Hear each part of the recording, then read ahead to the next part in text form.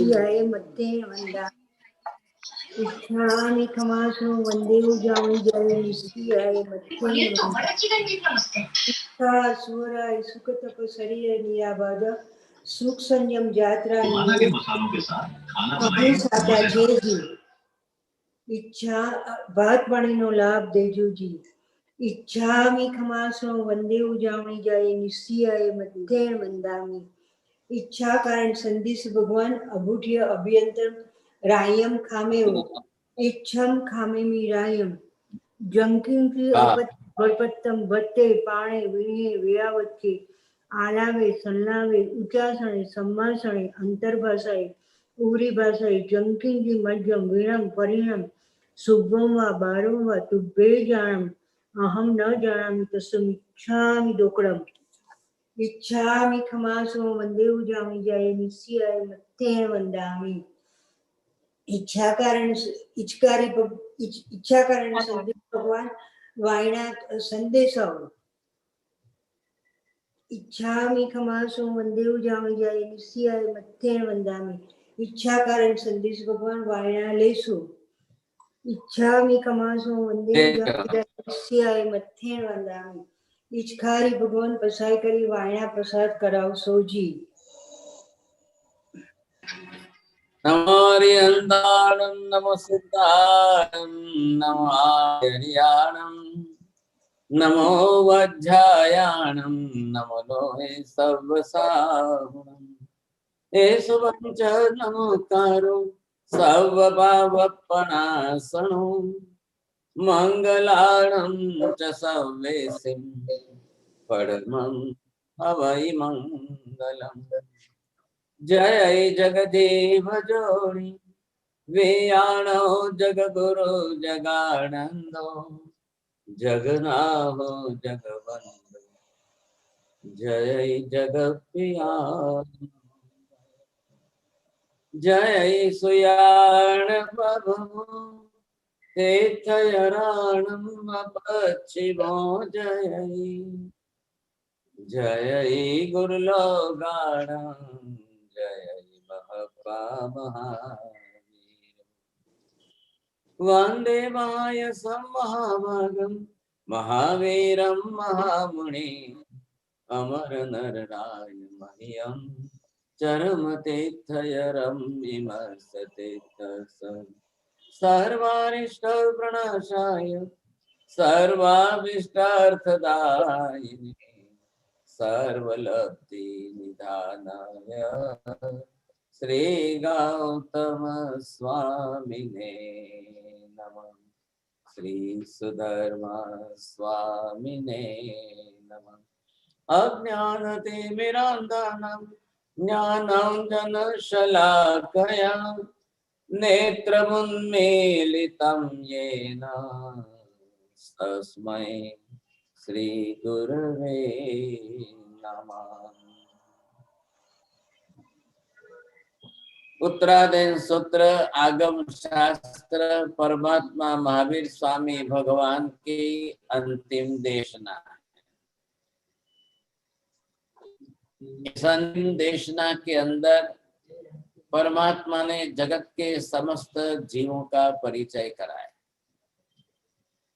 जो भी संसार में अनंत आत्माएं हैं और वे जब कर्म बांधकर शरीर बनाकर जन्म लेकर जीवन बिताती हुई संसार में परिभ्रमण करती है, तो दुनिया के अंदर किस किस प्रकार से किन किन जीवों के स्वरूप में आती है, किन कैसे जन्मों को धारण करती है, किन जन्मों को लेकर के अपना जीवन बिताती हुई संसार के चक्र में परिभ्रमण करती है।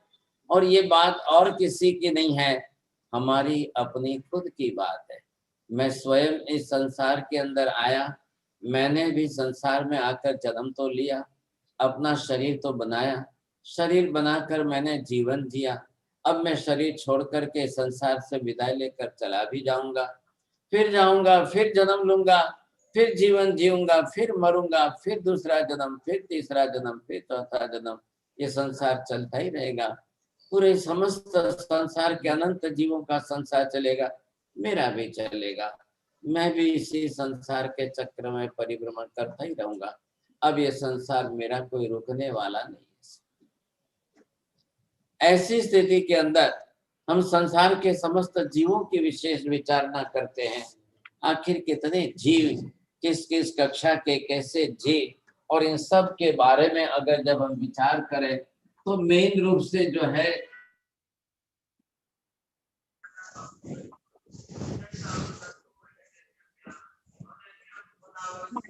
यहाँ थोड़ा सा इंटरनेट का प्रॉब्लम हो रहा है, तो कृपया आप बने रहे।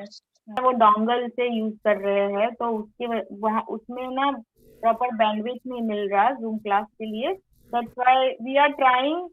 अगर आप किसी को भी पता है कि जैसे कुछ आइडिया है तो प्लीज आप मुझे कांटेक्ट कर सकते हैं। ट्रायल क्लास तो हो गया था, इसमें वर्क भी हुआ था, लेकिन या बराबर है ना जरा तो 2-3 ऑप्शंस वी ट्राइड। अगर आपकी के पास अगर कोई और अच्छा ऑप्शन हो लाइव के लिए तो just wait for a little bit. They are working on it. The internet has stopped over there. Okay thank you Janak भाई। Let's just focus on why we Yeah. are all here. that may be a good idea, or you can ask a question and somebody will answer, sort of. That can be done too. कर सकते हैं हम लोग।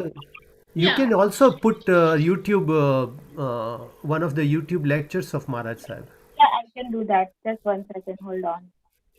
Saturday na, if you want. Okay, let હજી હવે me. નથી એલ્સા આજે નથી આવે છે ચાલુ થવાનું. ના થશે આંટી, they are try એ લોકો ટ્રાય કરી રહ્યા છે, ત્યાં ઇન્ટરનેટ નો પ્રોબ્લેમ છે એટલા માટે। ये मेरा इंडिया।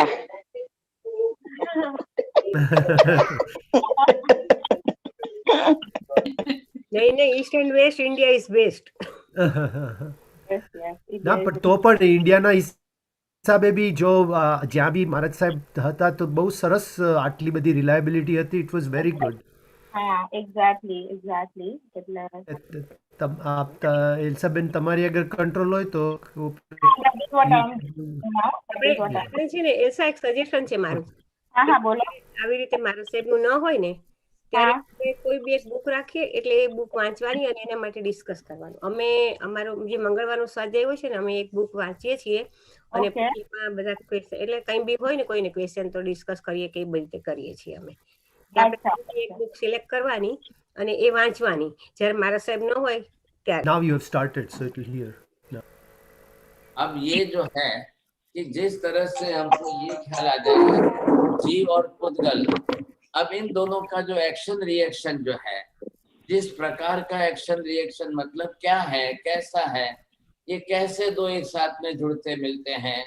बीजा बधा पदार्थ थया, आकाश छे, धर्मास्ती काय छे, अधर्मास्ती काय छे, इन तीनों के साथ जीव या अजीव का, ये पुद्गल का कोई एक्शन रिएक्शन कुछ भी नहीं है। कोई किसके साथ मिलता नहीं, जुड़ता नहीं, बंध नहीं होता है, संबंध नहीं होता है, अलग होना कुछ भी नहीं है। तो किसका हो रहा है? जीव पुद्गल का हो रहा है। भगवती सूत्र भी एक 45 आगम में 5वां आगम शास्त्र है, तो उसमें एटम्स के बारे में बहुत डिटेल से ज्यादा स्टडी की गई है, तो वो आपको और भी ज्यादा ख्याल आ जाएगा उसमें। हम यहाँ पर क्या देख रहे हैं? एटम्स ये जो है इसकी पर्याय बदलते, changing form, that is called पर्याय। ये पर्याय कब वो एटम्स में से जा करके परमाणु में जाती है, फिर वापस स्कंध में आ जाए, फिर वापस एटम्स ग्रुप में जाए, फिर वापस वो स्कंध में आए, फिर यहाँ से वापस एटम ग्रुप में जाए। अब ये बनना ही बनना है। You all are knowing that the stones, if you will crush it, it will convert in the powder form. Again with the water you will mix it, again it becomes as a stone form. એટલે શું થાય છે? पर्याय, changing form. कभी वो atoms में से वापस स्कंद बनेगा। स्कंद को हम यहाँ पर कहते हैं मॉलिक्यूल्स। अब ये जो मॉलिक्यूल्स बन रहा है, तो इसके अंदर ये परमाणु इकट्ठे हो गए। अब ये एक स्कंद है, आपने देखा कि एक स्कंद है। अब एक स्कंद if it is in solid form, अब एक सॉलिड फॉर्म में आपने देखा ये एक पीस है। अब एक पीस है तो एक पूरा अखंड पीस जो है वो है मॉलिक्यूल। अब इसमें क्या होगा, इसका एक पोर्शन आपने इतना सा अलग किया तो ये इसका जो है इतना हो या इतना हो, ये इसका देश हो गया था, the part of that. But if it is not divided, अब डेफिनेशन समझिए, the part of the whole molecule, but if it is not divided, बस फर्क इतना है। अब इसके बाद जो है ये इसका लास्ट एक प्रदेश हो गया। अब ये इसका एक प्रदेश है, मतलब the smallest part of the molecule, that is called Pradesh, but still it is not divided, still it is joined with the molecules, and ultimately when it divides, which one, the pradesh, if it will divide, it becomes as atoms. बरोबर, कोने बोलू फावशे?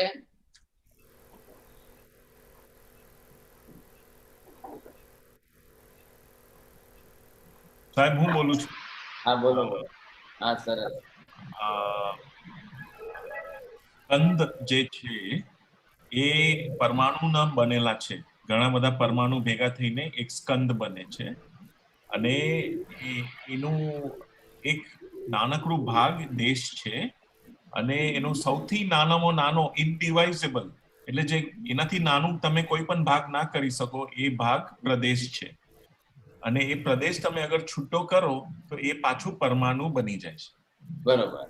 Now this type of changing system, it will be again and again, again and again. ગમે એટલી વાર થાય, 1000 વાર, લાખો વાર, કરોડો વાર થાય, there is no difference between. And ultimately, if it will change in the atom form, the atom is not destroyed at all. The law of causation, according to the science, modern science said that law of causation, what is that? The energy is just reforming that, but it is not destroyed at all. Same thing here, you see. The molecule will convert in the atom form. Again, that atom form will join with the molecule form. All the atoms will join in one form, then it becomes as a skandha. Again, the skandha will divide, it will convert in the atom form. હવે આ બધા જે બને છે ને જે થાય છે, sometimes it may happen itself, sometimes by a special effort. The man, if he do particular effort, it will be like. If we will not do any effort, itself also. Now see that our body is also one type of molecule. But the day will come, we will die, the other family peoples will just burn out our body. After funeral, the burning, it will convert in the atom form. Ultimately, you will see, રાખ કેટલી થઈ, when your body just burn out, હવે રાખ થઈ કેટલી, હવે એ રાખ જે છે ભસ્મ ક્યાં જઈને કોઈ નદીમાં નાખે કે દરિયામાં નાખે. The water of river, it will come again in the that farmer's field, you see. Then they will grow the wheat and rice or any type of anything. Again, that rakha, all the atoms of that, it came in that. This is the channel, you see. This channel, again it will come, it becomes as a wheat or rice. Again, you will eat that wheat and rice, you will create your own body, you see. Again, you will die, your body will burn out and it converts in the atom form. So this channel of the whole changing system of the atom group, it is continue. Just continue, it is working on. Same like that, this is the system. So that's why what I want to say and what the Uttarakhand Sutra proved, that even atom is also permanent because of the existence of atom is permanent. બોલો પારુલબેન શું કીધું, બોલો. Atom is permanent and existence of the atom is permanent. હા, એટલે existence જે થયો, એ existence થવાથી આપણને ખ્યાલ આવ્યો કે ભાઈ existence જ એનું permanent છે, એટલે ખ્યાલ આવે. હવે આપણને સમજાઈ ગયું કે ભાઈ existence of atom is આલ્સો permanent. હવે આ બધા જ પરમાનન્ટ થઈ ગયા. આકાશાસ્ત્રી કાય, ધર્માસ્ત્રી કાય, અધર્માસ્ત્રી કાય, ઇવન ધ સોલ આલ્સો. बरोबर छे. એટલે ભગવાન મહાવીર ने क्या बोला है कि आत्मा त्रिकाल नित्य शाश्वत है. And existence of Parmanu atom is also permanent. It remains in all the time for infinite also. But still it is changing the modifications of the पर्याय. એટલે પર્યાયો એની બદલાતી જાય, એનું existence નિત્ય છે. We are taking the breathing. What is that oxygen is? So I think મહારાજ સાહેબને ત્યાં ઇન્ટરનેટનું જરાક પ્રોબ્લેમ થયું છે અને આપણે હજી ટ્રાય કરીએ કે એમને ત્યાં આવે. આઈ થિંક એમનું જે ઇન્ટરનેટ છે કમ્પ્લીટલી શટડાઉન થઈ ગયું છે. ઓકે, પણ મે આઈ સજેસ્ટ કે આપણે જરાક આ ક્લાસને જરાક ડિસ્કશનની રીતે કરીએ. આ બહુ ઇન્ટરેસ્ટિંગ ટોપિક છે અને I don't know, I think most of you I am seeing કે તમે લોકો લાસ્ટ ટાઈમ પણ હતા, તો આપણે આ જરાક ડિસ્કસ કરીએ તો બેટર રહેશે અને પછી we can go back to the video. તો I think one question I have for everyone is કે આ મેઇન એલિમેન્ટ્સ છે જૈનિઝમના અને દે આર કન્સિડર્ડ પરમનન્ટ. એટલે what does that mean in your opinion when you say it's permanent? કોઈ કંઈ કહેવા માંગે છે? Somebody, maybe we can just discuss this. What does it mean when you say that these are elements? Even in chemistry, when we say કે આ ચીજો elements છે, so they have unique characteristics. They cannot be indivisible any further, right? So Jainismમાં these are the 5 elements એમ કહેવામાં આવ્યું છે, and that elements are permanent. એનું meaning શું થયું? કોણ કહેવા? હા બોલો. So from what I understand, it is this, that permanent is like, for me it is very simple law of physics that Newton subscribed, ke energy cannot be created or destroyed. It only changes from one form to the other. So for me, that is what I understand by permanence.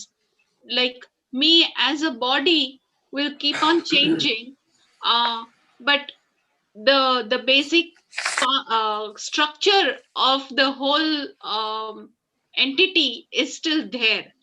I am the one that is not permanent. The soul will be permanent, but at some point even the soul goes at Siddha Kshetra, attains salvation. But everything else is going to be there, regardless of anyone being there or not. Thank you Parulben. Nandiniben, તમને બોલવું છે કંઈ? તમારો હાથ ઉપર.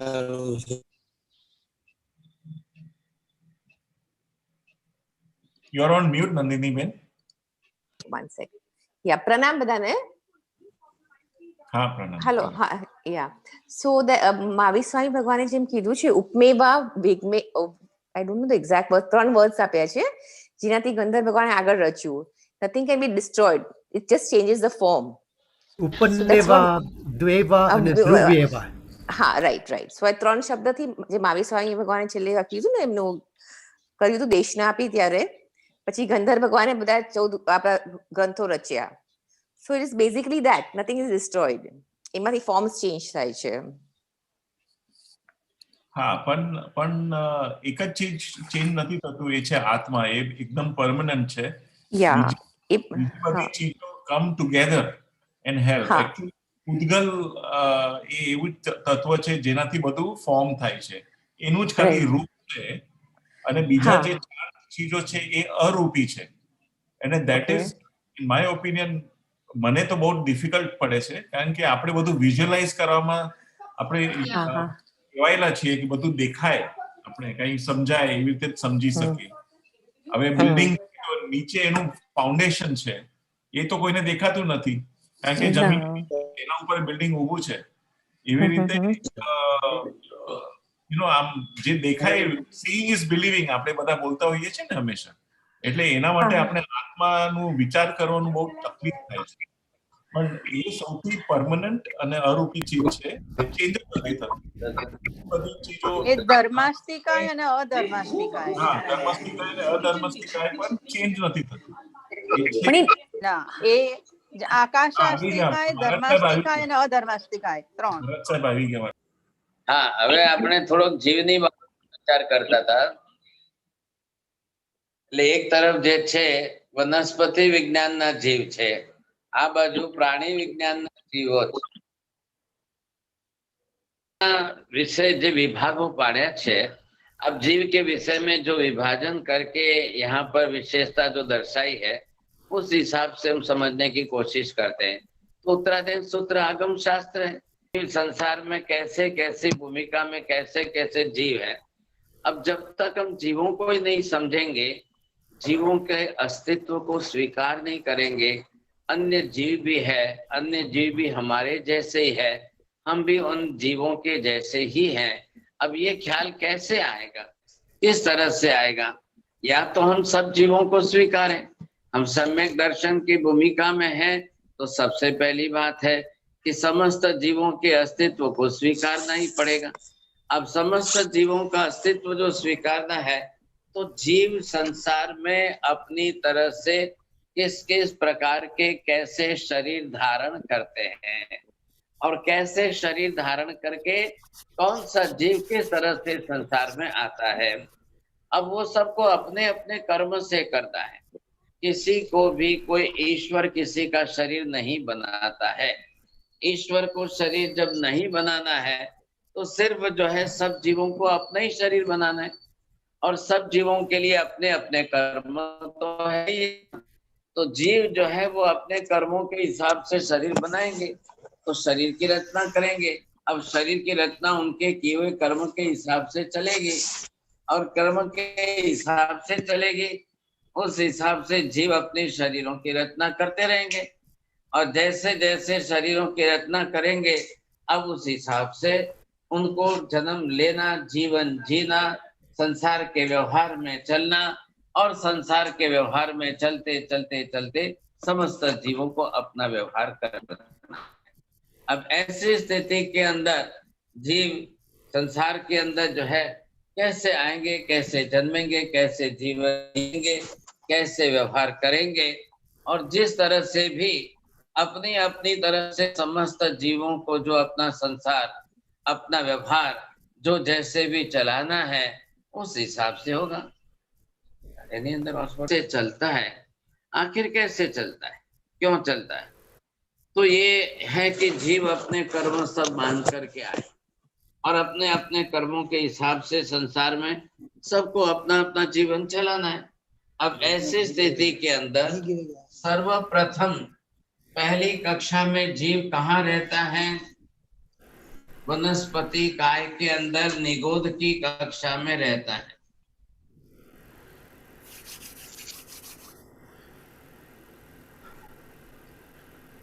सबसे पहला अस्तित्व जीव का वो है निगोद में। अब यहाँ पर ये प्रश्न नहीं आएगा कि कब बनाया, किसने बनाया, कैसे बनाया। अब जब एग्जिस्टेंस, अस्तित्व जब हमने स्वीकार लिया है, तो फिर बनाने का प्रश्न नहीं आता है। तो ये है कि यहाँ पर जीव अपनी तरह से, अब ये संसार में अनंत अनंत जीव है ही है, और वो संसार के चक्र में परिभ्रमण करते रहते हैं। तो ये सबसे पहली प्रथम कक्षा है। अब इसमें अनंत जन्म बीत जाने के बाद अब जीव आएगा यहाँ पर, ये प्रत्येक वनस्पति काय में। यहाँ पर था तब वो साधारण के अंदर था। अब यहाँ से आगे निकलेगा, अब वो जाएगा तब जाकर के वो साधारण में से प्रत्येक में आए, अनंत अनंत जन्म बीतने के बाद आएगा। फर्क इसमें और इसमें ये है, दोनों में संसार तो चलता ही रहता है, जन्म मरण तो चलता ही रहेगा, सिर्फ इसमें एक शरीर में अकेला एक जीव आएगा। अब वो एक जीव अकेला जो आएगा वो कैसा होगा? तो ये एक जीव आया यहाँ पर अकेला। अब वो अपनी तरह से जीवन जिएगा और यहाँ अनंत थे एक साथ में।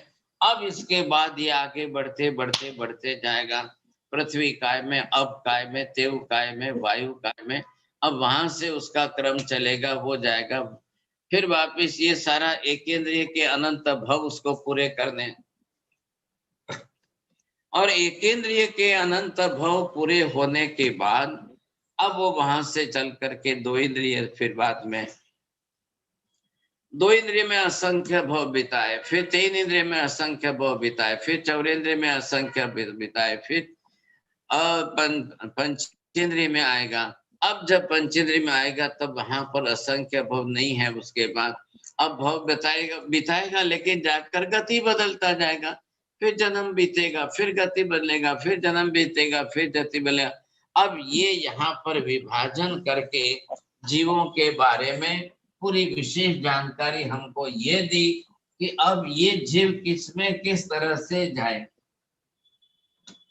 ये यहाँ पर बताया भगवान ने कि सबसे पहले आप ये समझिए कि कुछ संसारी जीव है और कुछ संसार से जो मोक्ष में चले गए हैं, मुक्त हो गए।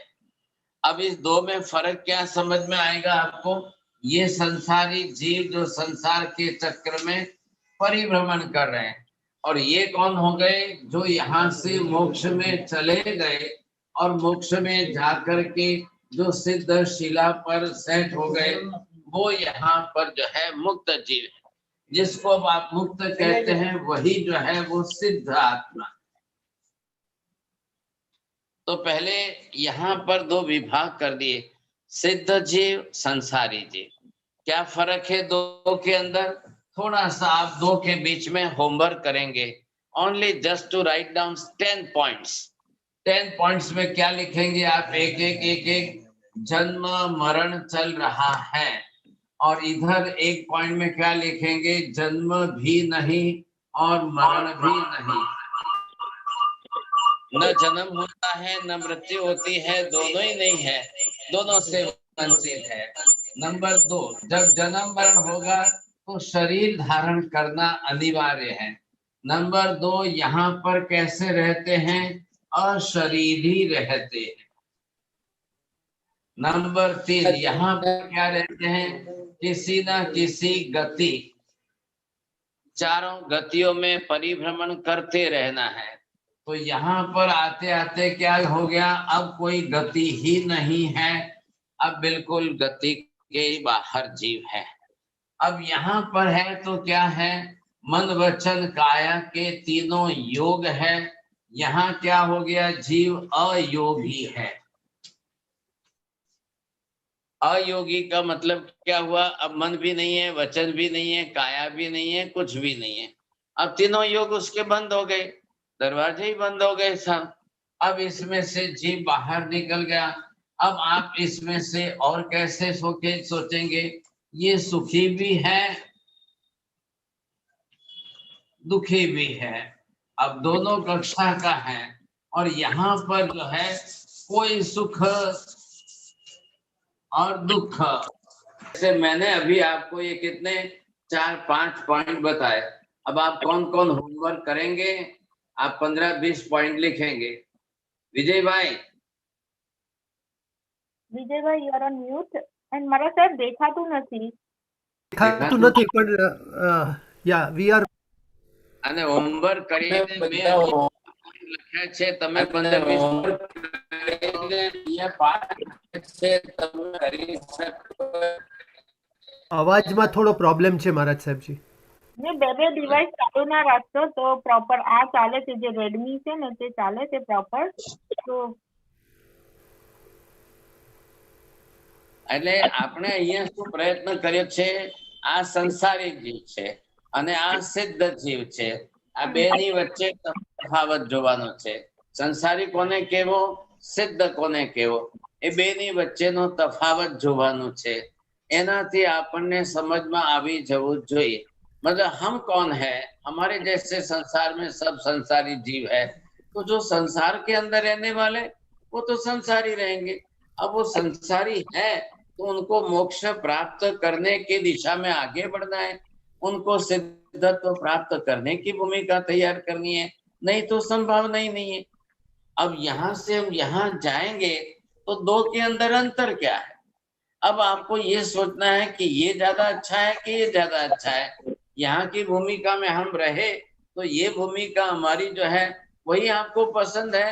क्या हम हमेशा के लिए संसारी है तो संसारी बने रहे, तो कभी भी आपकी सिद्ध बनने की इच्छा ही नहीं होगी। यहाँ जीव शास्त्र पहले चालू कर रहे, दो डिवीजन करके करे, तो दोनों डिवीजन के अंदर एक सिद्ध जीव है, एक संसारी जीव है। अब संसारी जीव को सिद्ध बनने की इच्छा होनी चाहिए। क्या मैं सिद्ध बन सकता हूँ? क्या मैं भी मोक्ष प्राप्त कर सकता हूँ? ये क्यों करेगा कोई? अब जब उसको पता चले कि हाँ साहब सामने ऐसा स्वरूप सिद्ध का है, अब ये एक एक आप पॉइंट आपके इसके अंदर बनाने हैं आपको। तो ये पॉइंट बनाने हैं तो आपको ये ख्याल आ जाएगा, अब मैं यहाँ पर कैसा हूँ? सकर्मी हूँ। अब मैं सकर्मी हूँ तो सिद्ध कौन है? वो कैसे हैं? अकर्मी हैं। अब आप ये सोचिए कि मैं सकर्मी बना रहूं कि मैं भी अकर्मी बनूं, ये हमको सोचना है। अगर हम कल सहकर्मी में से अकर्मी बन सकते हैं तो उसी दिशा में हमारा प्रयत्न है। तो ये प्रयत्न करना है।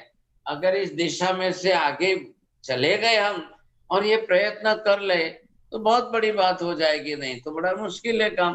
तो ये स्थिति लानी है। ये स्थिति लाने के लिए जीव को जो प्रयास करना है वो पुरुषार्थ ही धर्म है। तो आप थोड़ा सा होमवर्क करिए। होमवर्क करने के अंदर आपको ये भेद लिखने हैं। मैंने लिखे वो 5-6 तो लिख लो, और बाकी के थोड़े आप जोड़िए। कल के लिए 15-20 ज्वाइंट जो है आप जोड़ करके बताइए, आपको भी ख्याल आ जाएगा। हाँ, सब समझ में आ रहा है? हाँ। अब इस तरह से यहाँ अब किसके किसके भेद हम कैसे समझें? तो सबसे पहले हमको संसारी जीवों के ही भेद समझाएंगे। अब मोक्ष के भेद क्या समझाएंगे? मोक्ष में तो कोई भेद होता ही नहीं जीव का। जहाँ भेद होते हैं वही संसारी जीव, मोक्ष में भेद नहीं होते हैं। लेकिन जो यहाँ से मोक्ष में जाए, मोक्ष प्राप्त करे, मोक्ष प्राप्त करने के तरीके उसके भिन्न भिन्न हो, बस उतना ही भेद है और कोई भेद ही नहीं है। ऐसे स्थिति के अंदर हम यहाँ पर पहले ये क्रम बैठा है और इससे हमको ये ख्याल आए। अब ये रही बात संसारी जीव की, तो संसारी जीव जो है वो किसको कहेंगे आप?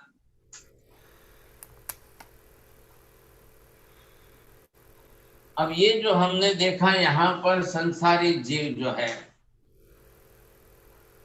अब संसारी जीव जो है वो यहाँ पर इसके दो डिवीजन होते हैं। तो ये स्थावर जीव है और ये त्रस जीव है। अब आप इन दो के बीच का भेद समझ लो। हम स्थावर किसको कहेंगे और हम त्रस किसको कहेंगे? तो स्थावर के रूप में आप स्थावर समझने का मतलब ये है कि जो अपने आप में स्थिर है, जो दुख तकलीफ पीड़ा कुछ भी आए तो उसके लिए प्रतिकार नहीं कर सकते हैं, ऐसे जीवों को स्थावर कहते हैं। अब ये पृथ्वी पानी अग्नि वायु वनस्पति के जीव हैं, तो वो जो है अपनी तरह से किस तरह से संसार के चक्र में वो कैसे रहेंगे? ये पृथ्वी के जीव, ये पानी के जीव, ये अग्नि के जीव, ये वायु के जीव और ये वनस्पति के जीव। अब ये इन सब जीवों को जो है जिस तरह से हम समझ सकते हैं, बस इतने स्थावर जीव है। अब ये त्रस प्रकार किसके लिए बताया है? जो आने वाले दुख के समय प्रतिकार करके आगे बढ़ सकते, उनको यहाँ त्रस के रूप में समझाया। कोई भी तकलीफ आएगी, दुख आएगा तो वो प्रतिकार करके निकल सकेंगे, ये उनका मुख्य लक्ष्य है। अब हम सब त्रस के अंदर है, हम एक जगह पर स्थिर नहीं हैं, लेकिन पृथ्वी पानी अग्नि वायु वनस्पति के जीव, उनका क्या? आप समझते हैं कि वनस्पति का है, एक पेड़ खड़ा है, आग लगते लगते लगते पास में आ रही है, अब वो क्या करेगा, कैसे भागेगा? हम तो भाग सकेंगे, हम आग लगी हुई देख करके भाग सकेंगे, पेड़ नहीं भाग सकेगा। पत्थर पड़ा है वो नहीं भाग सकेगा, पृथ्वी काय के पदार्थ पड़े हैं वो नहीं भाग सकते हैं। पानी का जीव है, पानी के अंदर असंख्य जीव है। अब आग लग रही है और आग सामने आ रही है, पानी कहाँ भागने जाएगा? भागना मतलब क्या है? दुख के सामने प्रतिकार करके बच के निकलना है। तो वो दुख का प्रतिकार कैसे करे, ये उसके लिए बहुत बड़ी तकलीफ है। ये सब स्थावर कक्षा के जीव है। ऐसी स्थिति के अंदर हम इन सब में से बाहर निकले, पृथ्वी में से, पानी में से, अग्नि में से, वायु में से, वनस्पति में से। अब ये सब हम जन्म कर चुके हैं, और वो भी कितने किए? अनंत किए। इतने अनंत जन्म करके, इतने अनंत जन्म करके हम जो इसमें से बाहर निकले हैं, और वो करते करते अब आखिर जीव को यहाँ से आना है त्रस। अब जो त्रस में आ जाए तो जीव जो है त्रस की भूमिका के अंदर आकर के अब उसको अपनी तरह से या तो वो विकलेंद्रिय की कक्षा में आए,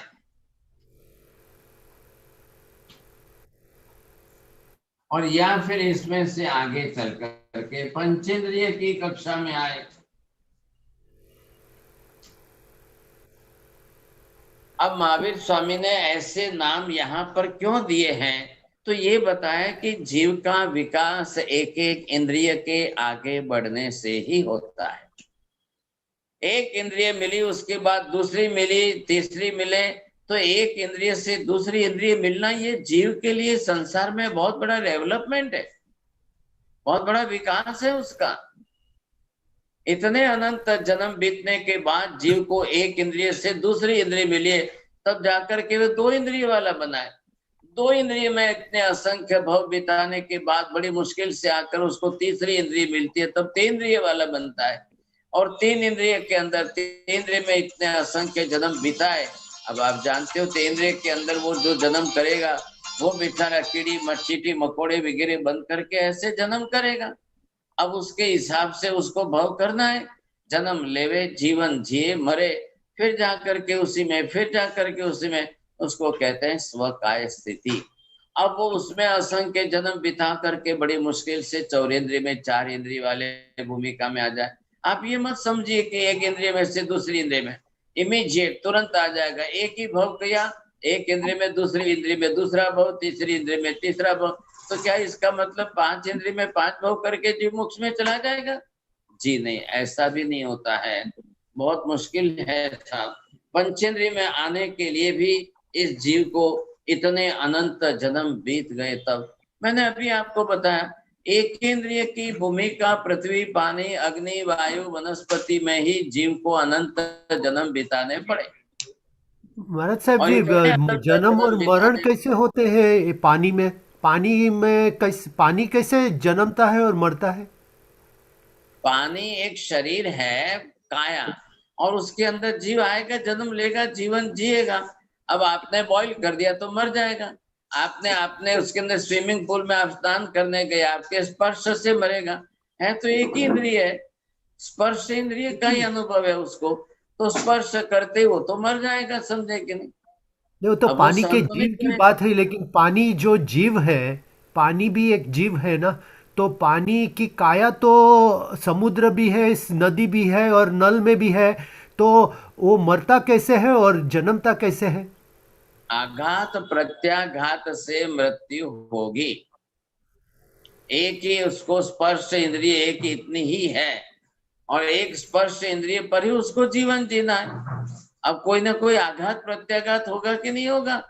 आकाश में से पानी, बादल में से पानी जमीन पर गिरे, 1 किलोमीटर, 2 किलोमीटर, 5 किलोमीटर ऊपर से जमीन पर गिरेगा, और स्पर्श इंद्रिय है, जैसे गिरेगा वो मरेगा।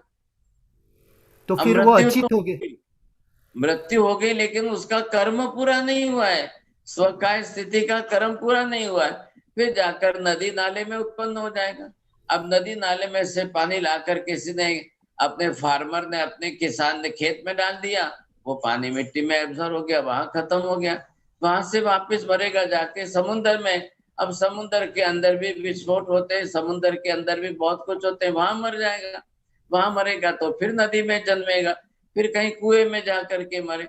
अब ये जीव को स्व काय स्थिति अपने किए हुए कर्म के अनुसार पानी में अनंत असंख्य बार जन्म लेना है, जीवन जीना है, मरना है, वहां से चलना है। अब सबके लिए ऐसा है, पानी के लिए है। हाँ, वो तो फिर विकास कैसे होता है साहिब जी? मतलब एक इंद्रिय से बेइंद्रिय, उसको जब मन ही नहीं है, वो कर्म कर नहीं सकता, अपने आप से हलन चलन नहीं कर सकता, तो इसका विकास कैसे होता है? आप ये मत पकड़ के रखिए मन हो तो ही विकास होता है, ऐसा नहीं है। आत्मा है ना, मन से हाँ क्या साहिब। मतलब है? मन से कोई तो मतलब नहीं है, मन हो या ना हो। अभी एक इंद्रिय से लेकर 4 इंद्रिय तक तो मन ही नहीं है, लेकिन शरीर तो है, इंद्रिय तो है। क्योंकि नियम क्या है, बिना इंद्रिय का संसार में एक भी जीव नहीं होता, बिना शरीर का संसार में एक भी जीव नहीं होता। मिनिमम से मिनिमम, कम से कम भी एक इंद्रिय है। अब वो जीव कितने कर्म क्षय करता है, उसका क्षयोपशम कितना होता है, उसके पास कुछ भी नहीं है, लेकिन फिर भी अकाम निद्रा भी होगी। जितने प्रमाण में उसका कर्म क्षय हो, अब उसके कर्म क्षीण हो जाए तो आकर के वो दूसरी इंद्रिय में आगे बढ़ेगा, नहीं तो आगे नहीं बढ़ेगा। दूसरी इंद्रिय हाथ में नहीं आएगी, फिर क्या करेंगे आप? फिर वही 2 तो इंद्रिय में साहिब। आएगा, फिर 3 इंद्रिय में आएगा, जहां जाएगा वहां शरीर तो मिलेगा। और तो मन भरत वचन साहब काया 3 योग में से ये काया योग कर मिलेगा, फिर वचन योग मिलेगा, लास्ट में आते आते मनोयोग मिल जाएगा। लेकिन मन मिल गया, हमारे जैसे सब मनुष्यों को मन मिला है, तो मन मिलने से क्या विकास हो गया क्या? कर्म क्षय होने से विकास होगा, आत्मा के गुण बढ़ने से विकास होगा। उसके लिए जरूरी है सब, वो स्पिरिचुअल डेवलपमेंट है। अभी तक क्या था? फिजिकल डेवलपमेंट था, शरीर का अपना शारीरिक विकास चल रहा था। तो शरीर के शारीरिक विकास में शरीर तो 5 इंद्रियों वाला है, लेकिन पूरी नहीं थी, तो वहां एक इंद्रिय थी, दूसरी इंद्रिय आई, तीसरी इंद्रिय आई, चौथी इंद्रिय आई, 5वीं इंद्रिय आई। अब जाकर के इतना विकास हुआ। अब 5वीं इंद्रिय आने के बाद भी असंगनी रहा तो फिर उसको मन भी प्राप्त करना है। अब संगनी पंचेंद्रिय बनेगा तब जाकर के मन आएगा। अब मन आया तो विकास नहीं हुआ है, विचार तो आत्मा को ही करना है। तो आत्मा ने अब मन के सहयोग से विचार करने शुरू किए सब। मन तो आत्मा पहले भी विचार करती थी, लेकिन अब जो उसके सामने किस प्रकार का है, क्योंकि विचार करने के लिए आत्मा के पास अंदर अपने राग द्वेष क्लेश कसाय आदि सब कर्म चाहिए। अब वो उसके हिसाब से करेगा, और जब कर्म के आवरण क्षीण हो जाएंगे तो अपने गुणों का विचार करेगा, स्वगुणों से चलेगा वो, ये उसकी विशेषता बन जाएगी। अब हमारी स्थिति इस समय क्या है, हमने अभी मन भी मिल गया, 5 इंद्रियां भी मिल गई, शरीर भी बड़ा हो गया, तो लास्ट में आते आते मनुष्य का जन्म आया, वो हम पंचेंद्रिय की भूमिका में आए। अब यहाँ तक जब इस भूमिका में थे तो विकलेंद्रिय के अंदर अब कोई तो 2 इंद्रिय वाला बना, कोई 3 इंद्रिय वाला बना, कोई 4 इंद्रिय वाला, अब कोई 5 इंद्रिय वाला, और फिर 5 में आकर के वो एक असंगी बना और एक संगी बना। अब ये जीव की अंतिम पूर्ण कक्षा आ गई साहब। जो डेवलपमेंट था उसके अंदर जीव को पंचेंद्रिय संगनी पर्याप्त की कक्षा पूर्ण हो गई। अब इस कक्षा में जो आ जाए तो वो कहाँ किस किस रूप के कैसे कैसे शरीर धारण करके कहाँ जाए, तो ऐसी कक्षा में अब वो संगनी पंचेंद्रिय बन जाए।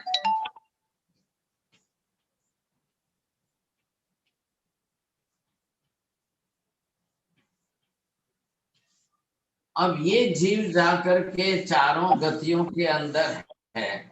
अब ये कभी तो जाकर के मनुष्य में आ जाएगा, कभी जाकर के देवी देवता बन जाए, कभी जाकर के नरक गति में भी चले जाए, कभी जाकर के तिर्यंश की भूमिका में। अब सब जगह पर संगनी पंचेंद्रिय है सा। बोलो विजय भाई, હવે મન મળે તો સારું કે ન મળે તો સારું?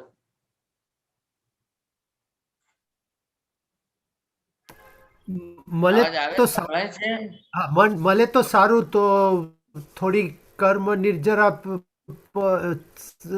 થાય એવું મને લાગે છે. बोलो प्रवीण जी, आपको सुनाई दे रहा है? धन मिलेगा तो आवाज ही आ रही है? आगे आगे निद्रा निद्रा होगी ना कर्म की। देखो पहले प्रश्न ये है, मन मिले तो अच्छा कि मन न मिले तो अच्छा? कई लोग परेशान है, बाप रे इस मन से मैं परेशान हो गया, थक गया। नहीं नहीं नहीं नहीं भगवान, मन नहीं चाहिए, मन नहीं मिले तो अच्छा है। लोग विचार करके थक जाते हैं, एक ही विचार छूटता नहीं है साहब, मन से थक जाते हैं, विचारों से थक जाते हैं साहब। ये उनकी कक्षा ऐसी आ जाती है, तो ऐसी कक्षा में कई बार लोग सोचते हैं अरे मन ही नहीं चाहिए, इसकी अपेक्षा तो नहीं होता, बहुत अच्छा है साहब। फिर वो चले जाएंगे असंज्ञ की कक्षा में। जब असंज्ञ की कक्षा में बिना मन के बन जाएंगे तब क्या होगा? अब बिना मन की भूमिका के अंदर मन रहित कक्षा में होंगे तो कभी भी कल्याण ही नहीं होगा। एक बात निश्चित है कि संज्ञ पंचेंद्रिय पर्याप्त मनुष्य ही मोक्ष में जाता है, इसके सिवाय मोक्ष में जाने का अधिकारी ही नहीं है कोई। तो ऐसी कक्षा में आप क्या करेंगे? तो यहाँ पर अब मन देव गति में गए। अब देव गति में भी देवता भी जो है संज्ञ पंचेंद्रिय पर्याप्त वाले पूरे मन वाले शरीरधारी है, लेकिन अब वो अपने मन का उपयोग जो है और सुख भोग संसार दुख तकलीफ उसमें कर रहे हैं। नरक में नारकी जीव भी जो है बिल्कुल मन को धारण करके संज्ञ पंचेंद्रिय पर्याप्त कक्षा में बना हुआ है, लेकिन वो अपने संसार का विचार कर रहे हैं, उनको दुख तकलीफ। मन भी एक इंस्ट्रूमेंट है, वचन योग भी इंस्ट्रूमेंट है, physical body it is also one type of instrument, ये भी जड़ पुद्गल का पिंड शरीर है। अब ऐसी स्थिति के अंदर आप क्या कर पाएंगे? ये बहुत मुश्किल हो जाएगा। तो इस कक्षा के अंदर तो हमारे लिए भी बहुत बड़ी समस्या है। तो ये तो जीव अब चारों गति में गया। ये देखिए मैंने यहाँ पर बनाई है तिर्यंच गति। अब तिर्यंच गति के अंदर यहाँ पर जीव जो है वो एक इंद्रिय से यहाँ से शुरू करता है, ये एक इंद्रिय, अब ये दो इंद्रिय, फिर ये तीन इंद्रिय, अब यहाँ चौद इंद्रिय, अब यहाँ आते पंचेंद्रिय। तो तिर्यंच गति में ये सभी धारण कर रहा है वो, अब इस कक्षा में आ रहा है। अब ऐसी स्थिति के अंदर जब जीव आ जाए तो इसके अंदर संसार चक्र में परिभ्रमण करते। अब रही बात की आत्मिक विकास, मैंने क्या बताया? शरीर का विकास पूरा हो गया, मन का विकास पूरा हो गया। शरीर का विकास पूरा होने का मतलब क्या? पांचों इंद्रियां पूरी मिल गई, अब शरीर का काम पूरा हो गया। अब इसके आगे नहीं है, दी एंड। अब इससे ज्यादा शरीर कोई और आगे ज्यादा अच्छा हो ही नहीं सकता है, संभव नहीं है। अब मन आया तो मन का सेकंड जो व्यू पॉइंट था कि हाँ सब मन का विकास आपको लग रहा है, चलो मन मिल गया, अब मन का काम पूरा हो गया। अब यहां तक जो फिजिकल डेवलपमेंट, शरीर का विकास, मन का विकास सब पूरे हो गए। अब से यहाँ शुरू होता है स्पिरिचुअल डेवलपमेंट। अब आत्मा का विकास शुरू होगा।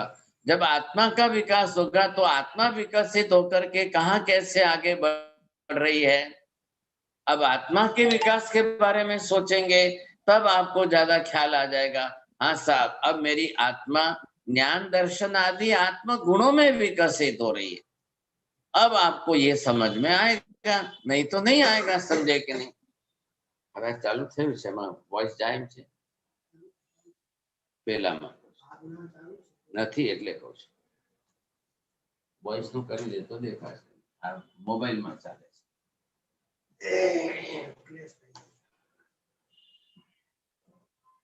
अब यहाँ पर ये जो है कि हमने ये पहले हमने शरीर की बात की था, अब शरीर की बात की तो शरीर का विकास हुआ।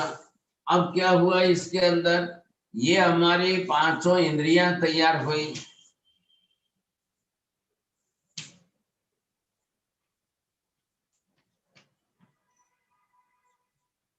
ये पहली इंद्रिय तैयार हुई, फिर दूसरी इंद्रिय, फिर तीसरी इंद्रिय, ये चौथी इंद्रिय, और ये यहाँ पर पांचवी इंद्रिय। अब इसके बाद यहाँ पर ये मन तैयार। अब जब मन हमारा यहाँ पर तैयार हो गया है तो इसके अंदर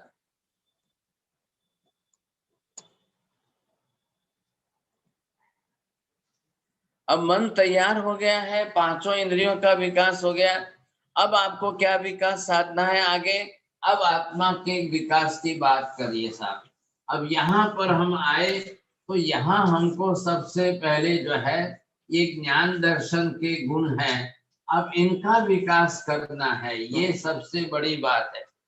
अब आप जो है मन का दुरुपयोग करेंगे, फिर कर्म बांधेंगे, फिर नरक में जाएंगे, फिर कर्म का फल भुगतेंगे, फिर नीचे उतर जाएंगे। विकास भी होता है और सामने अधःपतन भी होता है। अगर आपने विकास के नाम पर ये नहीं किया तो चले गए नीचे, फिर क्या करेंगे आप? ऐसी स्थिति में क्या करना है? तो ये जो है अब फिजिकल डेवलपमेंट हो गया, अब आपको जो है इंद्रियों का विकास हो गया। अब आगे चल करके आपने आत्मिक स्पिरिचुअल विकास के अंदर क्या किया? आत्मा के गुणों का विकास किया कि नहीं किया? तो मनुष्य का कार्य कहाँ आया? देवी देवता भी सब जो है वो भी अपनी तरह से स्पिरिचुअल डेवलपमेंट नहीं कर पाते हैं, आत्मा के गुणों का विकास वो भी नहीं कर पाते। क्यों नहीं करते? वो शारीरिक सुख तक सीमित रह जाते हैं, मन के मानसिक सुख तक सीमित रह जाते हैं। बस उनकी तकलीफ ये है, वो वहीं तक आकर के रुक जाते हैं सर। अब उनको ये है कि वो आगे बढ़े, और आगे बढ़ करके यहाँ से वहां तक पहुंचेंगे तब जाकर उनके लिए विकास की संभावना बढ़ेगी, नहीं तो नहीं बढ़ेगी। समझे, ये तकलीफ है। तो ये क्रिया उसको करनी है। अब आपको आत्मिक विकास, अब आत्मा के विकास के बारे में आपको सोचना है। तो ये जो मैं यहाँ पर आपको बता रहा हूँ, उत्तराधीन सूत्र आगम के 36वें अध्ययन के अंदर अब महावीर स्वामी ने ये सारी क्रिया हमको आगे की बताई। तो यहाँ पर इसमें करीब 100, 125, 150 श्लोकों के अंदर जो एक एक इंद्रिय से विकास आ रहा है, तो उसमें भगवान ने यहाँ पर हमको इंद्रियों का विकास बताया। तो इंद्रियों के विकास के समय में इंद्रियों के अपने अपने गुण धर्म है वो बढ़ेंगे, इसका वर्णन यहाँ पर बहुत किया है। ये पहली इंद्रिय में 8 स्पर्श की बात आई, दूसरी इंद्रिय में 5 रस की बात आई, ये तीसरी इंद्रिय में 2 गंध की बात आई, चौथी इंद्रिय में 5 वर्ण की बात आई।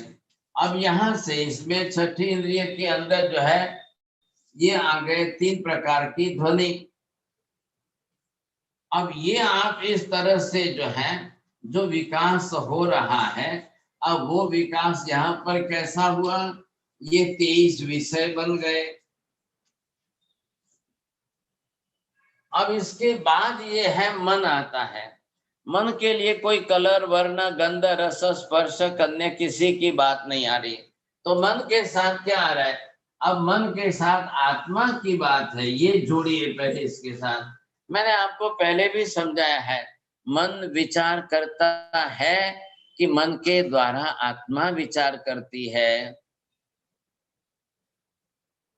बोलो। मन के द्वारा आत्मा विचार करती है। हाँ, ये सही है। फिर आप उसको पकड़ के मत बैठ जाना कि मन विचार करता है, नहीं तो बड़ी गलती हो जाएगी। क्यों होगी गलती? मन जड़ है, वचन भी जड़ है, शरीर भी जड़ है। शरीर जो बना है वो औदारिक वर्गणा के पुद्गल परमाणु से, मन जो बना है वो मनोवर्गणा के पुद्गल परमाणु से। अब ये जिस तरह से हमारी रचना जो हुई है, इन रचनाओं के आधार पर आपको चलना है। तो पहले इन सब को आप जड़ के शरीर में आपने समझ लिया। अब इसके अंदर आपने समझ लिया है तो आपको ख्याल आ जाएगा कि मन भी एक साधन है, जड़ साधन। लेकिन ये भी समझ लो, बिना मन के आज दिन तक एक भी जीव मोक्ष में नहीं गया है। जो भी मोक्ष में गए हैं, जाएंगे, वे सब संगनी पंचेंद्रिय पर्याप्त मनुष्य ही जाएंगे। बोलो, कौन बोले छे? हाँ, ये 2 लाइन रिपीट करो ना आप।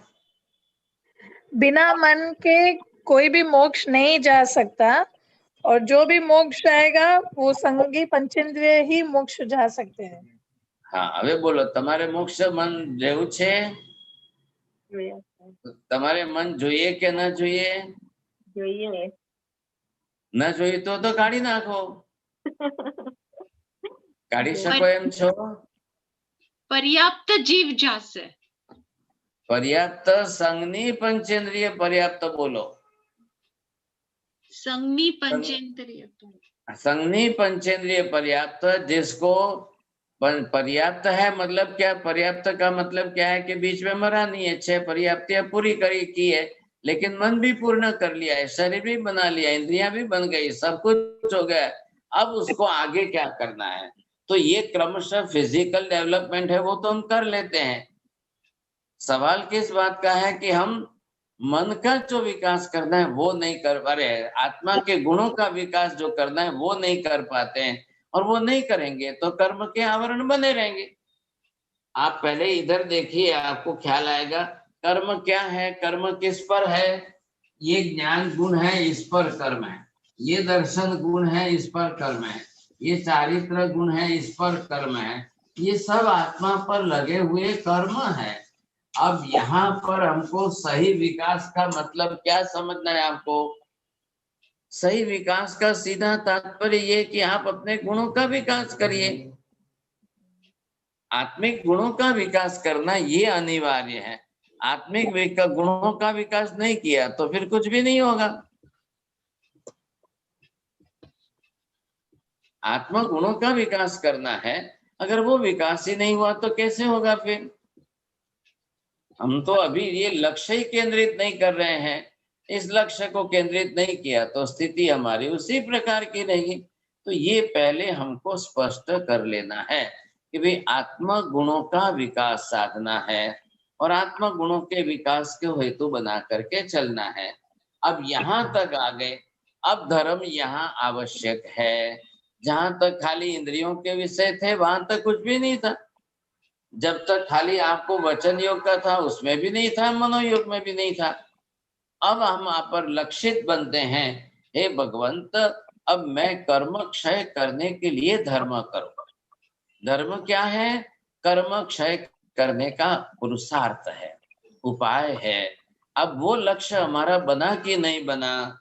आपने और बाकी के सब लक्ष्य बनाए, लेकिन ये लक्ष्य नहीं बनाया, कर्म क्षय का लक्ष्य नहीं बना तो नहीं होगा। अब यहाँ पर ये सारे वर्णन करके अब इसमें से हमको आगे बताया है। साहिब पर्याप्त નું થોડુંક એક્સપ્લેન કરશો પ્લીઝ? અહીંયા છે ને આ નામ કર્મ છે। હવે દેખાય છે? હા, દેખાય છે। નામ કર્મની અંદર આ બધી પ્રત્યાપ્તિની પ્રકૃતિઓ છે। આને શું કહેવાય? પર્યાપ્તિ નામ કર્મ। હવે આ જે પર્યાપ્તિ નામ કર્મ છે એની અંદર આપણી પાસે 6 પર્યાપ્તિઓ છે। 1 2 3 4 5 અને 6। अब ये 6 पर्याप्ति नाम कर्म जो है ये हमारी आत्मा के साथ है। अब जीव जैसे ही गर्भ में प्रवेश करता है ये 6 कर्म प्रकृतियां हमारी तैयार हो जाती है। अब 6 प्रकृतियां है तो फटाफट एक औदारिक वर्गना के पुद्गल परमाणु लेगी, शरीर बनाएगा। दूसरी आएगी इंद्रिय बनाएगी, तीसरी आएगी श्वास लेगी, चौथी आएगी भाषा बोलेगी, 5वीं आएगी मन बनाएगी। ये चक्कर ये बरोबर चलता रहेगा। 1-2 घड़ी के अंदर तो जीव माता के गर्भ में शरीर रचना पूरी कर ले, फिर वो अपना जीवन जीने लगे, उसको कहते हैं पर्याप्त जीव। पर्याप्तियां पूरी कर ली वो। अब इसका अपोजिट किसको बोलते हैं? अपर्याप्त जीव। 6 पर्याप्ति पूरी किए बिना पहले ही मर जाए। अमूर्त। हाँ, अब उसने 4थी पर्याप्ति की और मृत्यु हो गई, 5वीं पर्याप्ति की और मृत्यु हो गई, 6ठी पर्याप्ति नहीं हुई और लेकिन उसका मरण हो गया साहब। तो ये होता रहता है।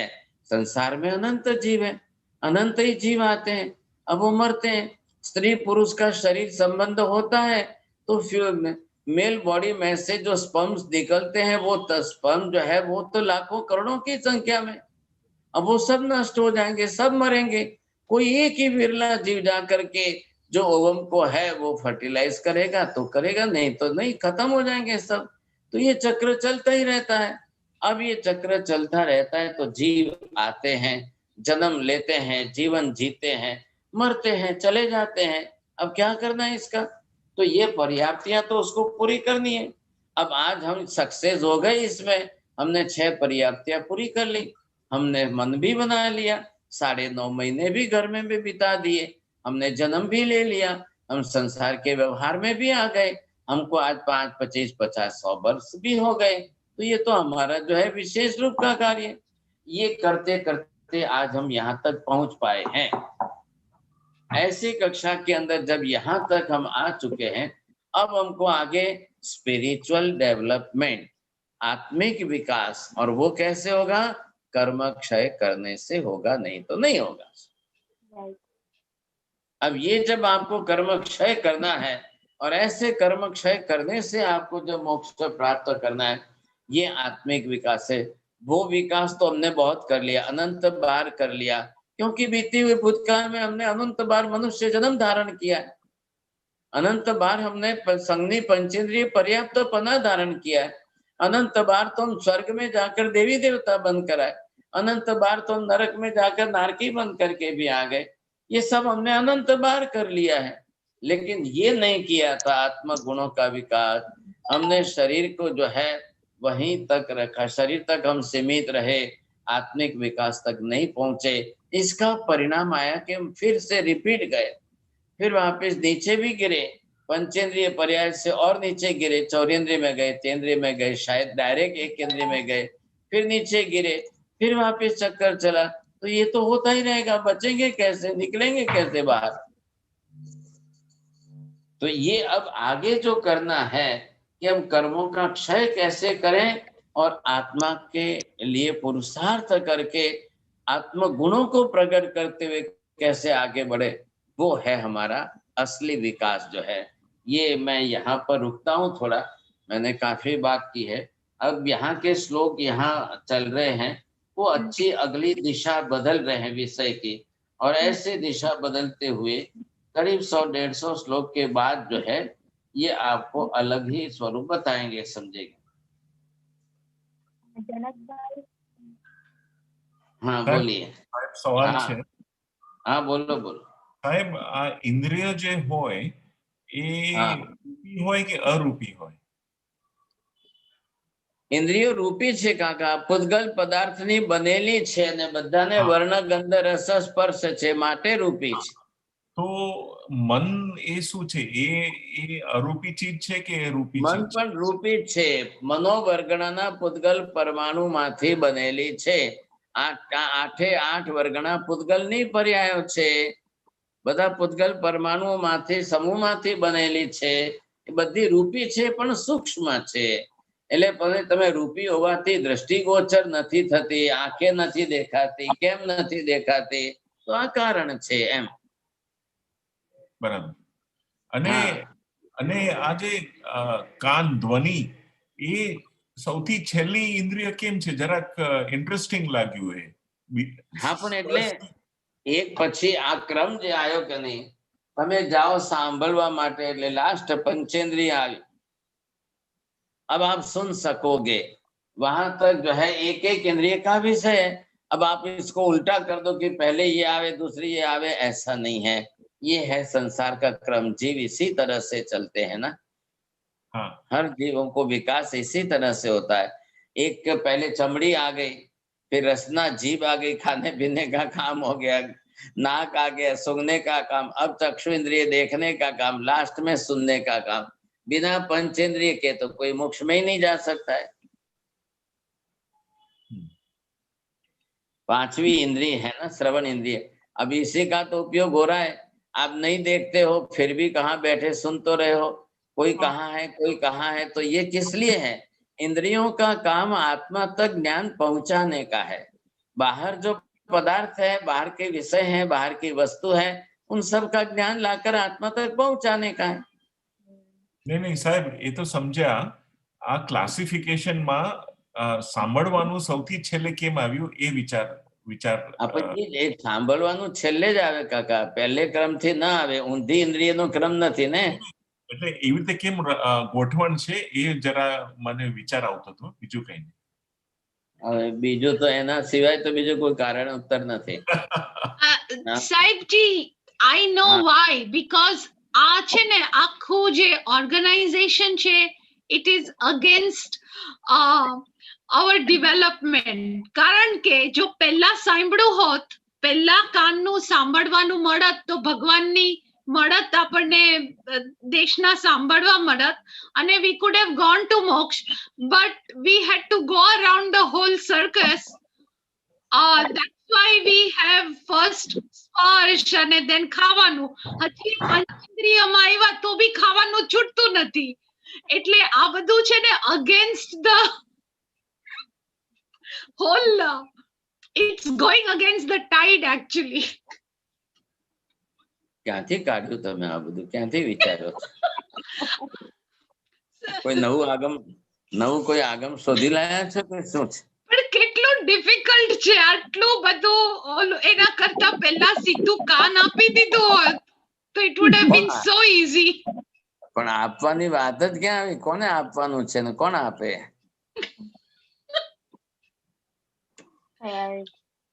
યોગીબેન ચા.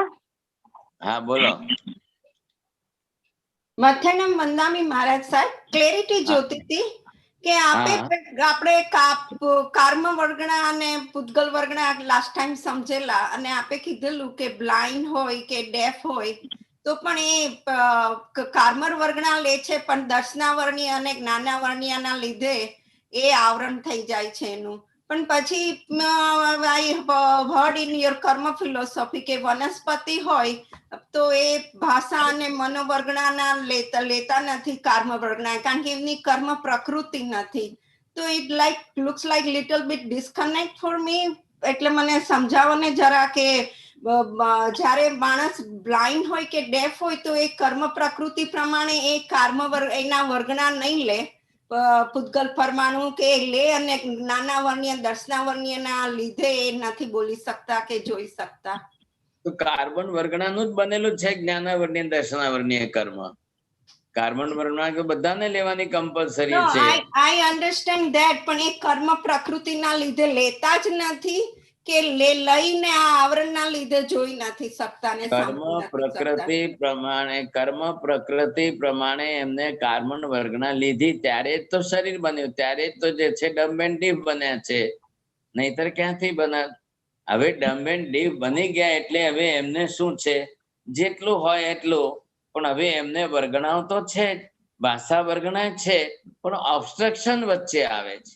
ભાષા વર્ગણાની પ્રકૃતિ છે, ભાષા વર્ગણાના પૂતગલ પરમાણુ લે છે, એટલે ડમ્બ એન્ડ ડીપ વાળા પણ આ એવું જે કઈ ધ્વનિ કાઢે છે એ ભાષા વર્ગણાની છે, અને વિચાર તો કરે જ છે, એટલે એમાં તો કોઈ ના નથી, અને કર્મ તો બાંધે જ છે, બધી જ પ્રવૃત્તિ. હવે વચ્ચે જે ઓબ્સ્ટ્રક્શન આવી જાય છે એના કારણે અટકે છે. બરોબર. એટલે દરેક ને કર્મ બધાને જ છે, કાર્બન વર્ગના બધાને લેવાની છે. હા, હવે રહી વાત કોની કે પૃથ્વી કાયના જીવો, અપકાયના જીવો, વનસ્પતિ કાયના જીવો, એકેન્દ્રીયના જીવો, એમને આગળની મન પર્યાપ્તિ કર્મની પ્રકૃતિ જ નથી. ભાષા વર્ગણાની કર્મની પ્રકૃતિ જ નથી, આગળની ઇન્દ્રિયોની કર્મ પ્રકૃતિ નથી, એટલે એમને લેવાનું જ ના હોય. उनको मन भी नहीं बनाना है, उनको भाषा भी नहीं लेनी है, वचन का प्रयोग भी नहीं करना है. अब जैसे आगे बढ़ेगा, 2 इंद्रिय बनेगा तो लेगा, फिर वो भाषा भी बोलेगा, 3 इंद्रिय बनेगा तो भी भाषा बोलेगा, 4 इंद्रिय बनेगा तो भी भाषा बोलेगा, लेकिन मन नहीं लेगा, मन के विचार नहीं करेगा. ऐसा साहिब जी, एक क्वेश्चन, एक बहुत જ foolish question છે, okay? So please tolerate it. So the question is this, અત્યારના જે આપણે વિપાક સૂત્રમાં હું જે સ્ટોરીઝ વાંચું છું, તો જે દુઃખ વિપાકમાં જે 10 કેરેક્ટર્સ છે, તો એ 10 કેરેક્ટર્સ મૃગાપુત્ર ની સાથેના જેટલા છે તો એનું જે કાર્મિક જે એનું ડિગ્રેડેશન થાય છે પંચેન્દ્રિય જીવમાંથી ઈ તિર્યંજ જાય છે તિર્યંજમાંથી પછી કેટલા ભવો બધું એ આખું ગતિઓ ફરે છે ઇવેન્ચ્યુઅલી બળદના ભાવમાં એને પછીના ભાવમાં એને સાધુ સંતનું દર્શન થઈને જાય છે so this is true four everybody આપણા તીર્થંકરો છે બધાનું તો પછી મહેનત કરવાની શું જરૂર રાઈટ બીકોઝ ઇવેન્ચ્યુઅલી આજે નહીં તો કાલે મુક્તિ તો થવાની જ છે એ ગેરંટી છે some people will get it like within one bhav another person will get it in 10,000 bhav so I mean I personally understand the logic it's better to get out in 2 bhav or 3 bhav but I'm just asking to pachi mehnat karwanu पांच कारणों छे 5 कारण के अंदर काल है स्वभाव है नियति है पूर्वकृत कर्म है और 5वां पुरुषार्थ है अब पुरुषार्थ ही उसका धर्म है आत्मा को कर्म क्षय के लिए पुरुषार्थ करना ही करना है नहीं तो फिर आपके संसार में से मुक्ति नहीं होगी आप ये मत समझो कि ऑटोमेटिक इवेंचुअली होती है अपने आप हो जाएगी होता है ऐसे नहीं वहां आपको जो समझाया गया है विपाक सूत्र के अंदर इतने भव होते हैं इतने भव होते हैं लास्ट में आकर के वो बैल हो जाएगा बैल होकर के फिर वो देखेगा फिर होगा ये सारा स्वरूप जो समझाया वो इस हिसाब से है लेकिन ये इसका मतलब ये नहीं है कि वो कोई पुरुषार्थ ही नहीं करेगा वो बिना पुरुषार्थ किए ही हो जाएगा मोक्ष में चला जाएगा ऐसा नहीं है सबको पुरुषार्थ करना अनिवार्य पुरुषार्थ करने के लिए उसके पास उतना ज्ञान दर्शन होना चाहिए वो नहीं करेगा तो कभी नहीं होगा सब अब ये है कि क्रम विज्ञान के अंदर आप जो समझे कि इवेंचुअली स्टेप बाय स्टेप जब उसकी अक्ल खुलेगी ज्ञान खुलेगा बुद्धि बनेगी तब उस कक्षा तक वो पहुंचेगा ये भी जरूरी है अब वो हमको भी करना है ये तो केवल ज्ञानी भगवान महावीर स्वामी ने गौतम के पूछने पर मृगापुत्र के बारे में उसके भविष्य के भावी भव वो क्या होंगे कैसे होंगे कितने होंगे कब वो मोक्ष में जाएगा ये पूछने पर वहां तक की उसको पूरी सारी लिस्ट बताई है तो इसका मतलब ये नहीं है कि वो कोई पुरुषार्थ नहीं करेगा वो आत्मा उस तरह से बढ़ते बढ़ते वहां तक जाएगी ये केवल ही अपने ज्ञान में देख कर बता रहे हैं મચન વંદામી મારા સાહેબ વંદામી હવે આજે આપણે ક્વેશ્ચન મારા સાહેબ આજે આપણે ક્વેશ્ચન આન્સર નું હવે આજે વિજયભાઈ આપને એમનું ધાર્મિક જે અપડેટ છે he will give us everyone અને આપને કહેશે સાહેબજી बरोबर ओके हाँ go ahead विजय भाई थैंक यू मथेण वंदामी महाराज साहेब जी आपना चरणों में भावपूर्वक वंदन गौतम स्वामी ની આપણે વાત કરી એક પ્રશ્ન ગૌતમ સ્વામીએ એકવાર એ પૂછેલો કે સંતો પાસે જવાથી શું ફાયદો થાય છે તો એકવાર મહાવીર સ્વામીનો આન્સર હતો કે સંતો પાસે જવાથી दो शब्द धर्म के सुनने मिलते हैं और फिर पूछा कि भाई ये धर्म के सुनने से क्या होता है तो एक लाइन में महावीर स्वामी ने जवाब दिया कि समणे नाणे विन्नाणे पचक्खाणे य संजमे अणन्नये तवे चेव वोदणे अक्रिया और सिद्धि तो एक लाइन में महावीर स्वामी ने सुनने से सुनने से क्या सुनने से सिद्धि का मार्ग बता दिया और एक जैसे पंच महाव्रतधारी जब उनका सत भगवान के वर्ड्स में से ट्रांसमिट करते हैं हमारे आत्मा तक तो उसका क्या इफेक्ट होता है वो उन्होंने बता दिया तो इसी तरह हम श्रवण कर रहे हैं ये सैटरडे संडे का लेक्चर। मैं आगे चल के एवरी डे सवेरे उठ के आपका जो दूसरा यूट्यूब में लेक्चर्स है वो सुनता हूँ, और उससे एवरीडे एक ज्ञान की धारा बहने लगती है। तो एवरीडे थोड़ा बहुत चिंतन मनन होता है, थोड़ा प्रश्नों से मंथन होता है, तो ज्ञान से विज्ञान का भी प्रोसेस स्टार्ट हो गया है। चित अचित क्या है ये समझा जाता है। पानी में बहुत जीव होते हैं, इसलिए बॉइल्ड वाटर पीता हूँ। वाटर यूसेज भी कम हो रहा है। ब्रेड, मैदा, चीज़, मैगी, पास्ता एट्सेट्रा सब कमती हो गए। फिर इसमें से विज्ञान से ट्रस्ट भी बढ़ रहा है, तो पचखाण का भी मन हो रहा है, तो पचखाण ले लिया है रात्रि भोजन का, तो रात्रि भोजन अब बंद हो गया है। उसके साथ नौकासी भी स्टार्ट हो गई है, तो नौकासी भी लेना ये करना स्टार्ट किया है। फिर आगे चल के बेआसना और एकासना, जैसे गुरुदेव के मदर करते हैं एकासना, उसी तरह उसके भाव है। आगे चल के थोड़ा बहुत मौन की प्रैक्टिस हो गई है, और जैना की जो अवेयरनेस है, जीवों की अवेयरनेस, वो बहुत हो रही है। तो बाहर बारिश गिरती है तो वॉक में नहीं जाता हूँ, थोड़ा रुक जाता हूँ और अपनी एक्सरसाइज घर में ही कर लेता हूँ। तो ऐसी काफ़ी अवेयरनेस बढ़ गई है। और फ्यूचर में जैसे अपना गुरुदेव कहते हैं कि धर्म करो या न करो, लेकिन पाप तो कम करो। तो 18 पापस्थान जो है उसमें के दरवाजे मैं कम से कम बंद करना चाहता हूँ या कम खोलना चाहता हूँ, और उसी के हिसाब से 12 व्रत की भी भावना है। तो ये हुई मेरी डायरेक्ट इफेक्ट या डायरेक्ट अपडेट। लेकिन दो चीज़ और बतानी है कि कुछ इनडायरेक्ट इफेक्ट भी हो रही है। जैसे कि मेरी बेटी है, तो हम लोग ग्रोसरीज में जाते हैं, तो वो अभी लेबल आपके मार्गदर्शन से लेबल रीड करती है और वही आइटम डालती है। वो 3 ई नंबर्स देखती है, और उसी तरह फिर मतलब ये एक इफ़ेक्ट हो रहा है। फिर फ्रिज में आके चॉकलेट फेंक देती है, फिर टेक्स्ट देती है कि आज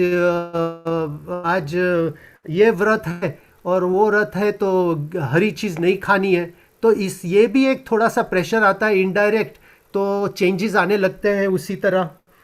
और एक बहुत इम्पॉर्टेंट इफ़ेक्ट आ रही है जिसको इजीली व्यक्त नहीं किया जा सकता, लेकिन एग्जाम्पल के द्वारा आपको बताता हूँ कि मेरे एक फ्रेंड से चर्चा हो रही थी, बहुत से क्वेश्चन स्पिरिचुअल डिस्कशन हो रहे थे। तो मैंने उसको बताया कि आप ऐसे करो कि ये सब प्रश्न के मुझे तो आंसर नहीं है, लेकिन मेरे पास लिंक है, हमारे गुरुजी है, तो वो एक वीडियो है तो मैं भेज सकता हूँ, या कल लेक्चर है तो आप लॉगिन करिए।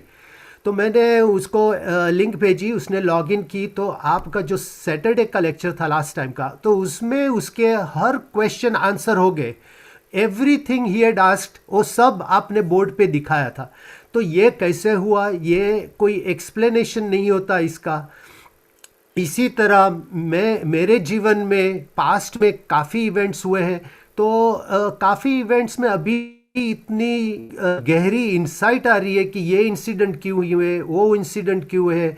तो इसका इंस्पिरेशन आता है। प्रेजेंट में जब किसी से वाद विवाद होता है तो उसमें काफ़ी क्षमता आ जाती है, काफ़ी एंगर नहीं आता, पेशेंस आ जाती है, टॉलरेंस आ जाती है।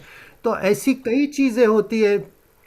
तो मैंने विचार किया कि ये क्यों हो रहा है, तो इसका कोई एक्सप्लेनेशन नहीं था। फिर ये आपका डायग्राम जो वहाँ लिखा है वो ज्ञान और दर्शन और चारित्र, उसमें सर्कल्स है, डार्क सर्कल्स है और एक एम्प्टी सर्कल्स है। तो मैं सोचा ये सर्कल या तो बड़े हो रहे हैं या शेडेड सर्कल्स कुछ खर रहे हैं, तो उसी का ओवरऑल इफेक्ट होता होगा, कुछ विजन खुलता होगा, मति खुलती होगी या बुद्धि खुलती होगी। तो इसी के हिसाब से होता होगा। तो ये विचार और एक स्टेप आगे ले गया। मैंने सोचा ये 6 महीने 8 महीने 1 बरस में जो इतना फ़र्क हो सकता है, तो गुरुदेव तो 50 साल से इसी साधना में जुड़े हुए हैं। तो उनका ये अनएक्सप्लेन्ड इफ़ेक्ट्स, यानी जो विजन खुलता है या ये जो अनएक्सप्लेन्ड अनुभव है वो कैसा होता होगा। तो उस और एक स्टेप में आगे गया मैं। तो महावीर स्वामी जब केवल ज्ञान हुआ, जब केवल दर्शन हुए, तो वो अनुभव कैसा होगा जो अनंत असीम उनको नॉलेज, पर्याय और ज्ञान और इसकी जो अनुभव है, तो वो अनुभव कैसा होगा। और उतना ही नहीं, फिर भाव ये उठते हैं कि वो पूरा ज्ञान, ये तो मैं एक्सप्रेस नहीं करता, मेरा एक्सपीरियंस मैं एक्सप्रेस नहीं कर सकता था, लेकिन महावीर स्वामी ने तो वो ज्ञान कैप्चर किया।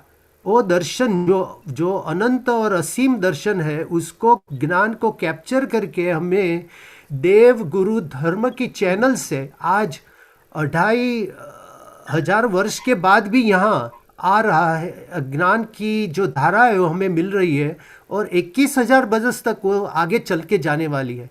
तो महावीर स्वामी का तो कितना अनंत करुणा होगी, इतना वात्सल्य होगा कि हमारे लिए, इस जीवों को उन्होंने ये ज्ञान दिया और ये उपकार हम पर किया। और देव गुरु धर्म द्वारा हमारे और बहती है ये गंगा।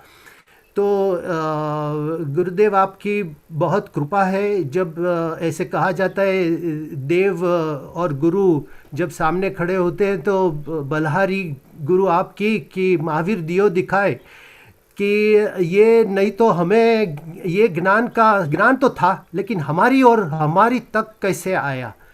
तो इसी साथ आपका बहुत बहुत उपकार और आपकी ये ज्ञान की कृपा हम पर बहती रहे और हमारा विश्वास, हमारा विनय, हमारी श्रद्धा और हमारा समर्पण दिन पर दिन बढ़ता रहे। तो ये जो भगवान के शब्द है वो श्रवण करते करते हुए हम भी सिद्ध तक पहुंच सके। इसी के साथ मथेण वंदामी, और कोई भूल हुई हो तो मिच्छामी दुक्कडम। हाँ धर्मला बहु सरस, सारो ચાલો હવે કાલે રવિવાર છે, કાલે હવે કઈક આ પ્રોબ્લેમ સોલ્વ થઈ જાય તો સારું છે, નહીતર પછી આ રીતે જ કરવું પડશે. હા હા સરજી, ખૂબ ખૂબ અનુમોદના વિજયભાઈ, અને होपफुली कल थोड़ा सा प्रॉब्लम सॉल्व हो जाएगा और अच्छी तरीके से हम जैसे थर्सडे को किया। हाँ सर जी, કાલે સન્ડે છે ને એટલે અહીંયા બંધ છે તો કેવી રીતે ડોંગલ નો પ્રોબ્લેમ આવે છે. या राइट वो थर्सडे को जैसे किया था वैसे ट्राई कर सकते हैं। तो चलता नहीं है ना, ये चलता नहीं है, यहाँ प्रॉब्लम ये आता है। हाँ आज जैसे जी होगा हमारा સાહેબ જી અમારા બધાના કલેક્ટિવ કર્મ જ નડતા હશે, રાઈટ? हाँ એટલે don't think like this in this way, don't think in this way. या मारा सर। नमो हाँ सर मंगलिक। नमो अरियंताणम, नमो सिद्धाणम, नमो ऐरियाणम, नमो वज्झायणम, नमो लोये सव्वसाहुणम, एषु पंच नमोकारो सव्वपावपणासनो, मंगलाणं च सव्वेसिं परमं हवै मंगलम्।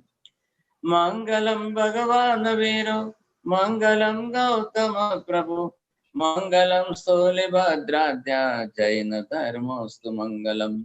चत्तारि मंगलम् अरिहन्ता मंगलम्, सिद्धा मंगलम् साहु मंगलम्, केवली पन्नतो धम्मो मंगलम्।